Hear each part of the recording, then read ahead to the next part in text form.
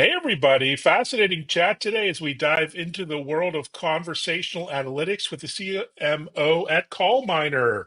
Eric, how are you? Good. How are you? Thanks for having me on. Well, thanks for being here. Really excited for this chat.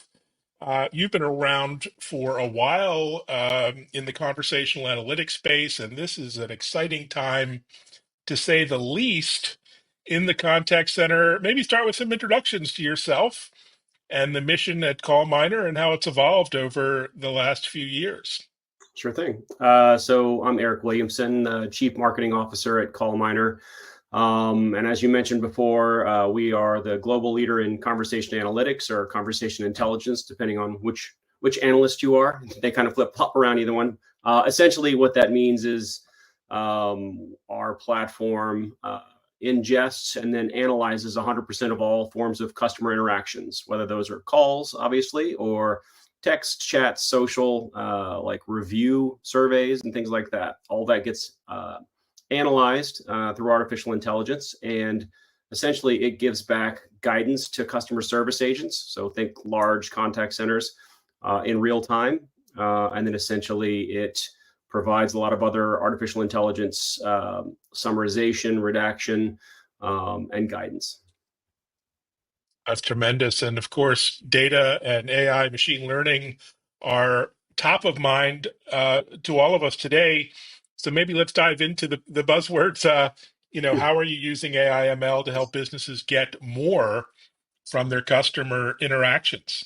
Sure. Well, first and foremost, I think Gen AI is on the, it's the media hype buzzword right now, mostly because of ChatGPT last year. But artificial intelligence has been in our platform, artificial intelligence and machine learning, for quite some time. And then we've applied basically new implementations of Gen AI over the course of the last 12 months with some of the innovations that have happened with all the different LLMs. But ultimately, the artificial intelligence and the machine learning is how we're able to analyze all that data at scale. So you think of millions, just one particular enterprise level company, you're talking about millions and millions of customer interactions that are happening, every day if it's a big enough company.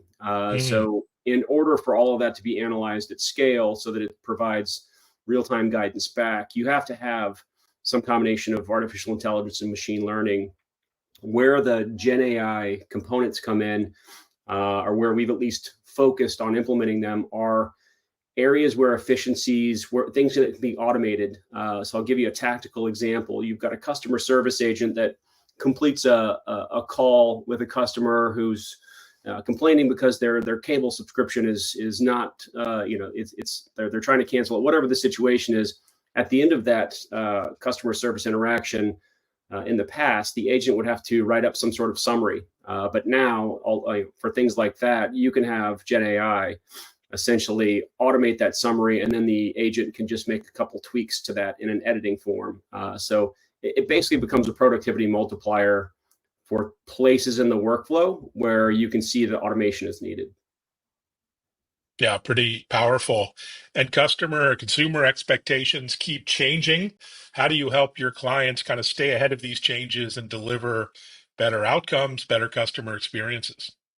Sure. The biggest thing right now, like you mentioned before, artificial intelligence is kind of at the top of everybody's mind. And the biggest thing we're doing right now is helping them navigate what, is a little bit like the wild, wild west. Because what these companies are finding is, the vast majority of them, not shocking, they are already investing, or they're planning on investing in AI and Gen AI in some form. I think we have an annual survey that we do, and I think it's over 85% are investing or planning to invest. The irony is, though, that they're not 100% sure which one to invest in, or how to actually measure the ROI on that. So we're giving them quite a bit of guidance, especially on areas of risk mitigation, because you could definitely make a wrong turn in implementing Gen AI. So we're helping them essentially with their AI governance and policies, beyond just giving them advice on how to apply, our platform appropriately. Yeah, that sounds so important. I mean, this area is evolving so fast with automation and AI, and there's a real challenge with IT and contact center leaders on keeping up, particularly given the amount of legacy that's out there in the contact center world.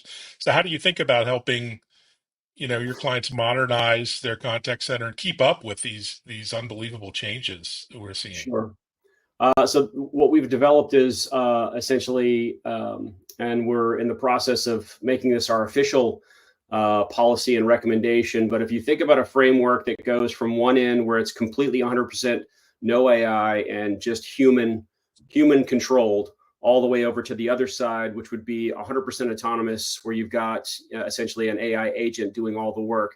So there's different levels of that along that spectrum. And so we've essentially developed this framework, and we're able to then look at the different use cases that a particular customer has and identify which part in the spectrum is the appropriate implementation of AI. And that's going to change that's going to change slightly for different customers. If you think about a company that is perhaps in financial services or healthcare, where you've got extreme regulation, which really makes compliance important for them, they're going to be a little bit more risk averse than someone perhaps, let's say, who's in technology. And so they may have a different implementation approach along that spectrum because of their willingness to take on a little bit more risk. Beyond that, I think the biggest thing we're helping them do is look at their workflows for each use case and find those areas that can be automated. I mentioned the summarization case study a second ago. That's kind of an obvious one that most customers that have enterprise level customer service centers are rapidly adopting. Other areas are going to be, automating more of the redaction that happens to redact out PII, or if you're in healthcare, things that would become an issue for HIPAA compliance. So redacting those out automatically and trusting that is another area that we're helping advise on. The biggest thing would be, don't try to do 50 different things all at once. Take a little bit more of a measured approach to it. Find a couple of those automation examples in those workflows and pick one or two projects. Find some success there, learn from those, and then you can go after a few more. All great advice, very practical. You mentioned healthcare. You work with all kinds of companies in different industries. Any favorite anecdotes or stories about how your clients are using CallMiner in a unique way or maybe a different way? Sure. So yeah, our main verticals are, you've got a lot of financial services. Healthcare is an emerging one for us. And I do think that right now they're utilizing us both for patient access, but also patient experience in the healthcare space. I do think that as we see telemedicine continue to increase as a form of how medical providers are able to provide service remotely, that's going to become something that they'll be able to tap into our platform more. On the financial services side, we're working with some of the largest financial institutions out there.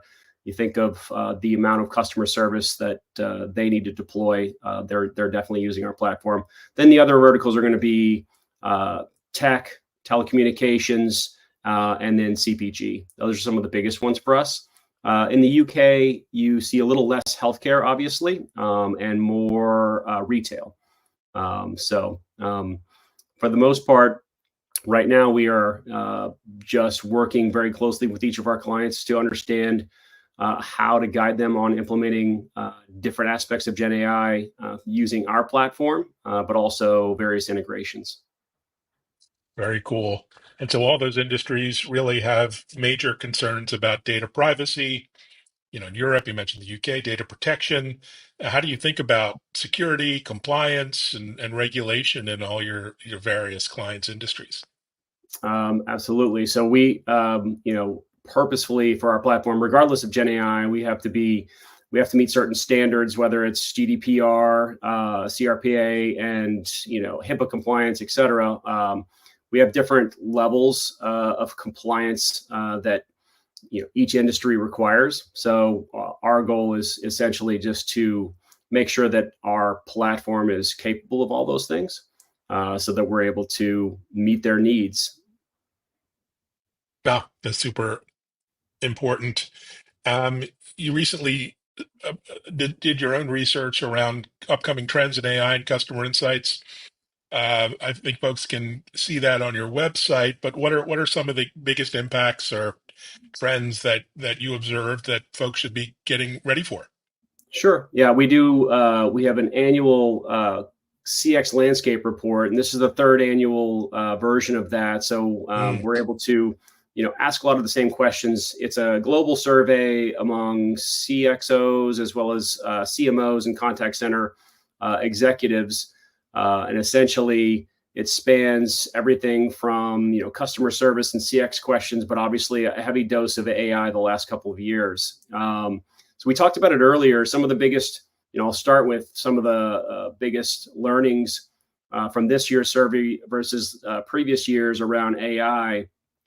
As I mentioned, I think over 85% of all the respondents are either already invested in or will be investing in implementing more AI into their tech stack, specifically their customer service tech stack.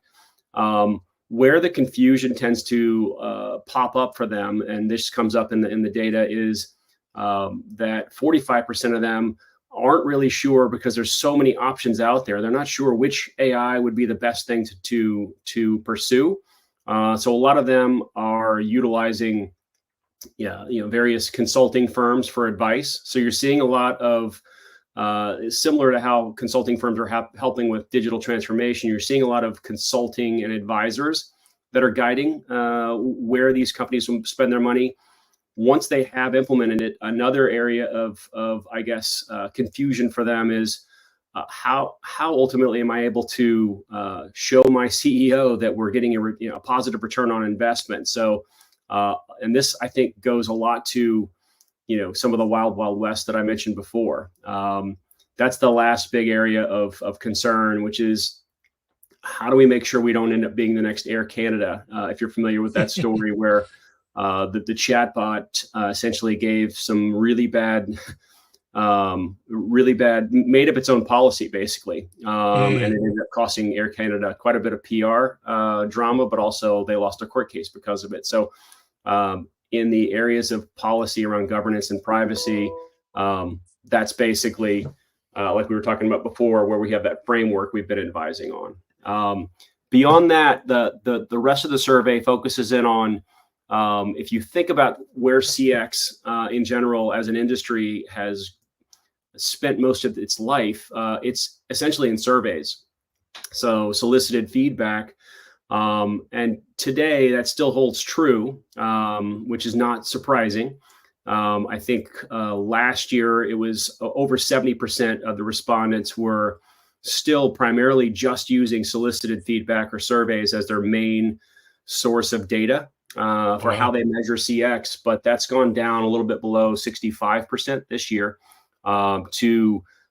which is a good sign, because ultimately what we are advising is use your surveys, but also make sure you're tapping into all that unsolicited data, which would be all those other customer interactions, because I think that gives you a much truer read on the customer experience, as well as generally just who your customers are and what they're interested in, what they're angry about. You're not going to get all that out of a survey, because surveys are mostly polarizing. Got it. Makes sense. I see here you were recently named a leader in the Forrester Wave survey. Speaking of surveys, congratulations. Thank you. You're up against some very large, multi-billion-dollar companies in this space and doing quite well. What's been your secret sauce or secret to success with Well, conversational analytics? we've been a pioneer in this space for, Mm, as you mentioned before, decades. So we kind of have a history of firsts. mm, Ultimately, one of the first to even begin recording and analyzing. At the time it was just calls, but obviously we've shifted to omnichannel. But one of the first to start delivering real-time agent guidance. mm, And then I think what I think has been helpful for us in the most recent years is we took a very pragmatic approach when everything was blowing up with all the news about ChatGPT. I think you had some of the players in the industry really just jumped in and started just applying, for lack of a better term, ChatGPT to everything, regardless of thinking about the compliance risks that we were talking about earlier. I think we took a little bit of a more pragmatic approach. We didn't move slow, but we were very focused in where we were applying some of the new aspects of Gen AI to our platform, and that boded us well at this point where we're seeing the industry go, where we're seeing all the new models for Gen AI are heading.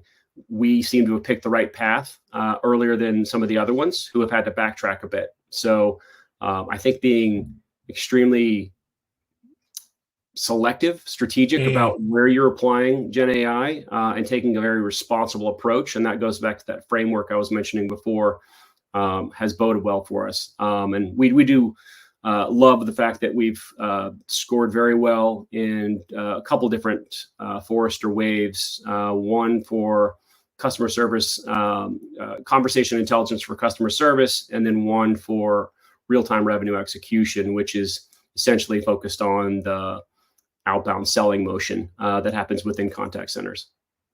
Oh, well done. So there are a lot of companies that are still just getting started with conversational analytics, kind of starting this journey. And there's so many options out there, including a lot of, low code, no code kind of tools to build stuff on your own. But what's your advice for getting the most out of, your tools or any approach really Sure. in this space if you're just getting started? I think so. Like we mentioned before, there's still a lot of companies out there that aren't tapping into all the valuable data within the contact center. We primarily focus on enterprise level customers. So in most cases, they already have, a significant CX effort, but then they usually have multiple contact centers. In some cases, they've got their own and they outsource to BPOs for the rest. So the key is connecting the dots between those two efforts in order to really have a better impact on understanding your customers and impacting CX. So I would say for those companies who have not started looking at both solicited and unsolicited data, start to ask the questions, make the connection between the contact center executives and some of your CX executives, whether they live in marketing or there's an actual CXO. I think just having those initial discussions, because what can happen very quickly, especially now with Gen AI, is you can spin up multiple dashboards that I think could be really valuable for that CXO, and that can be your test case. In terms of just applying conversation intelligence to your contact center, the biggest thing would be to, I think, do some self-assessment on how mature your contact center environment is in terms of its processes. Do you already have a bunch of business analysts on staff? If you don't, then I think that's going to be an area where Gen AI will help subsidize that some, but you're still going to need some analysts to help you with your data strategy. And so a sure sign for a contact center that maybe isn't as mature is one that doesn't have barely any analysts. And in most cases, that might be a recipe for, you might want a lighter type analytics platform versus one that's more robust like ours. Oh, fantastic advice. We're headed up to the year end, a very busy time. What are you looking forward to, you and the team out there in the run up to the end of the year? What's on your mind? Sure. Well, just like everybody else, we're trying to, close the year out strong. We're a privately held company, so we are keeping an eye on our numbers so that we can look at, fiscal 25 and understand, what sort of roadmap we have in front of us. I suspect that next year we are going to have a continued focus on, implementation of AI and Gen AI into the different parts of the workflow. In addition, just evolving some of the things that we've already released. A couple of our most recent announcements that we made at our annual customer event early in October. So we have something that's called CallMiner AI Assist. And you can think of it similar to how different companies have branded this as Copilot, but you'll have Mm. this AI assistant that essentially is embedded into several different aspects of our platform. So that rolls out here in the next few weeks. And we also announced and did a press release. Next year, we'll be releasing essentially our take on what surveys are. So it's a slightly different take on surveys, but it's an outreach. It's an outreach essentially feature. If you think of it as you finished an interaction with this company, and afterwards, automatically AI is going to write this summary of the interaction you had with the customer service agent, even if it was a phone call, as well as the action items that were occurred on that call. It sends it to the customer, and this is also a way that you can start capturing some of those CSAT, NPS. So it's a slightly different alt. We feel like we have an opportunity to essentially try to disrupt some of the legacy survey features that are out there, and then offer that as part of our platform as well. And that'll help us align, I think, closer with some of those CX individuals that still have not adopted the unsolicited data, and perhaps we can help bridge that gap. Well, sounds brilliant. So I'm headed out of town for a couple of weeks in Barcelona for a couple of events. Lucky I you. know we're both in Boston. Any travel coming up? The warmer places, We're destinations? from My wife and I are both from Texas originally, so we may go back to see family, but we'll probably be here for Christmas, though. We'll see. Good stuff. Well, fascinating chat. Incredible work you're doing. Very insightful. Thanks for joining. Thank you for having me. All right, and thanks everyone for listening, watching, and sharing as always.